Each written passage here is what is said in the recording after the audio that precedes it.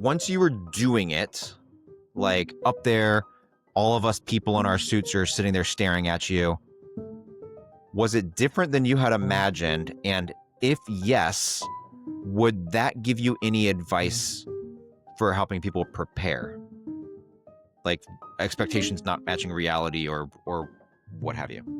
I don't know that it was different than what I expected. So we were on level ground. So sometimes you'll see like a stair stepping depending on where you're going, and you might be a step or two above the couple, and the couple might be a step or two. There might be another step or two before you get to the level ground. All to say, my brother is taller than me. Kenzie was taller than me in her heels. I couldn't see anything past them. So I was kind of hoping to like look at my parents and her parents, and all I could see was Elizabeth. So thankfully I just made eye contact with Elizabeth, but otherwise, and I was also like, because of the way the venue was set up, really close to Jonathan and Kenzie. And I was like, because if I stepped up any further, I was going to knock over their plant.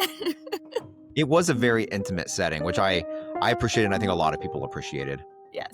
So, yeah. But maybe, nicely. Like, the mothers of the bride and groom aren't going to think of things for you, the officiant. They're going to be concerned about grandma and grandpa and the bride and the groom. And so maybe advocate for yourself. Maybe talk to the event coordinator about finding a little riser or box or something so you feel more comfortable. Well, and I wore the flattest of shoes I owned. So if I had worn maybe some heels, it would have been fine. The other thing that I did, so the other question you should always ask your couple and or the sound people they coordinate with is what type of microphone you're going to get. So there are a lot of people will have lavaliers that attach on or handheld mics, and handheld mics often get put on a stand. Advantages to all of them. The poor sound person, I think, was shocked when I was like, I will take the lavalier and I will take it off in the middle of the ceremony for the vows, and then I will put it back on. And she's like, do you think you can handle that? I was like, I do it all the time as a teacher. Because when you put it on and off, it makes a lot of noise. Yeah.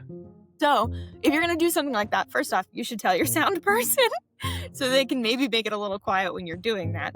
But also, I did that because I didn't want the mic in the pictures necessarily, the mic stand. But my number one pet peeve is because people often opt for that for the picture person. You never hear the couple say the vows. Yeah. So that's why I pulled it off a little bit so you could at least hear both of us talking. As a viewer, it worked, by the way. And I didn't hear the rustling of you taking it on and off. So I don't know if you were just really delicate or if the sound person was A1, but I'm gonna go that worked out really well. I wanted to ask you, as the officiant, were you able to take in the day and the ceremony?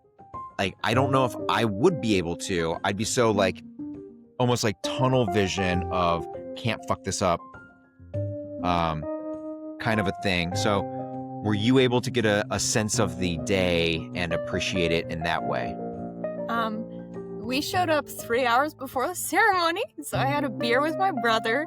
I got to watch Kenzie get dressed. I had a little panic attack in the corner at one point. And then as soon as we started walking down, I felt very serene. So I do feel like I got to take the ceremony in and kind of enjoy that moment. And then as soon as it was done and I knew people were going to start talking to me, that's when it stopped being so serene. People all said very, very nice things, but I get overwhelmed easily. Sure. Yeah. And I didn't want to necessarily open that can of worms. But I guess I will ask an overall question.